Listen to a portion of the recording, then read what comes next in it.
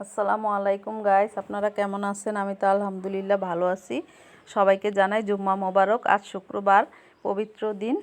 তো রান্না করব চলে আসলাম রান্নাঘরে। তো এখানে মাথার মাংস নিয়ে নিছি 1 কেজি পরিমাণ। মাথার জিবলা একসাথে মিক্স করা মাংস আমাদের এখানে পাওয়া যায়। তো এগুলা হচ্ছে 500 টাকা কেজি। অনেক ভালো মাংসটা, বলতে গেলে কোনো হাড্ডি নেই, এটার ভিতরে কোনো তেল নেই, এরকম মানে এতটা ভালো এই মাংসটা। তো আমি হচ্ছে এর আগে মাথার মাংস আনছি, কিন্তু এরকম ভালো পাইনি। তো ওই দিন শুক্রবার গেছে সপ্তাহে মাংসটা আনছিলাম, খুবই ভালো পড়ছে মাংসটা। তো আমি আবার একটু সেদ্ধ করে নিছি হালকা, যাতে জিবলার যে উপরে অংশটা থাকে সেটা ফেলে দেওয়া যায়। তো সবগুলো মাংস একসাথে করে সিদ্ধ করে নিয়েছিলাম। তো সেই মাংসটা আজকে রান্না করব। তো এই যে সবুজ, এটা কি দিলাম? অনেকে ভাববেন যে মাংসতে এটা কি দিল, ধনেপাতা, অথবা ভাবতে পারেন আসলে এটা ধনেপাতা না, এটা পেঁয়াজের তুষ। তো অনেকে বলে পেঁয়াজের কালি, পেঁয়াজ পাতা, আর পেঁয়াজের তুষ বলে, তো যে যেই নামেই ডাকে।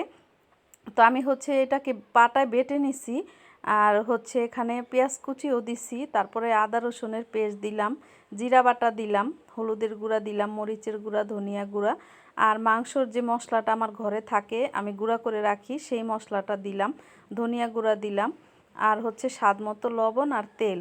আর একটা টমেটো আমি কিউব করে কেটে নিছিলাম সেটা দিলাম, আর দুইটার মতো কাঁচামরিচ দিছি। তো এগুলো দিয়ে হচ্ছে মোটামুটি মাংসটাকে হাত দিয়ে ভালোভাবে মেখে একদম মশলাটা মাংসর সাথে যাতে গায়ে গায়ে লেগে যায়, তো এইভাবে মেখে তারপর আমি প্রেশার কুকারে দিয়ে দিছি। অবশ্য প্রেশার কুকারে যে রান্না করছি সেটা আপনাদের সাথে শেয়ার করতে আমি ভুলে গেছিলাম, সরি। তো প্রেশার কুকার থেকে কড়াইতে যখন মাংসটা ঢালছি, ঢালার পরে আপনাদের সাথে শেয়ার করছি। আর এই মাংসটা খেতে এত মজা হয় না, কি বলবো। সত্যি কথা, মাথার মাংসটা, জিবলার মাংস যারা পছন্দ করেন তারাই বলতে পারবেন যে এই মাংসটা খেতে কতটা টেস্টি হয়। আর অনেকে হয়তো জিবলার মাংস খায় না, ঘেন্না করে, তারা বুঝবে না, কারণ জিবলার মাংসটা কিন্তু অনেক টেস্টি, অনেক মজা। তো এই তো কড়াইতে ঢেলে নিছি, আর এই তো মাংসটা আমার একদম সেদ্ধ হয়ে গেছে সুন্দরভাবে। তো ভিডিওটা সবাই দেখবেন, শেয়ার করে দিবেন, লাইক দিবেন, সাবস্ক্রাইব দিবেন, আর পেজে দেখে থাকলে ফলো দিয়ে লাইক দিয়ে সাথেই থাকবেন।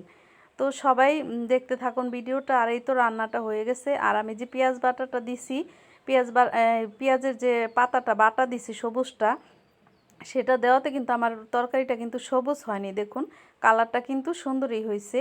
আমি ভেবেছিলাম যে এই পেঁয়াজ পাতা দিয়ে রান্না করলে তো মাংসর কালারটা হয়তো সবুজ সবুজ হয়ে যাবে, কিন্তু আমার ধারণাটা ভুল, সবুজ হয়নি, কালারটা কিন্তু অনেক সুন্দরই আছে। মাংস রান্না করলে যেরকম থাকে সেই আছে, কিন্তু একটা লাল যে টকটকা কালার, সে কালারটা আর কি আসেনি। সেটা আসতো যদি পেঁয়াজ পাতাটা না দিতাম, তারপরেও কিন্তু সবুজ হয়নি। তরকারি কালারটা কিন্তু ভালোই আছে, দেখুন কত সুন্দর হয়েছে। তো মাংসটা মোটামুটি হয়েই গেছে। আর একটু ঘন করছি ঝোলটা, যাতে একটু ঝোল ঝোল দিয়ে খাওয়া যায়। আজকে আলু দিব না, কিন্তু আমাদের ঘরের তরকারি ঝোল ছাড়া তো খেতে পারে না, তো আলু না দিলে কি হবে। আমি সেই জন্য তরকারিটা একদম আঠালো আঠালো করছি, যাতে ঘন হয় ঝোলটা। তো এইভাবেই করে নিছি। আর এই যে দেখুন সামনে থেকে দেখাইতেছি, কালারটা কিন্তু অনেক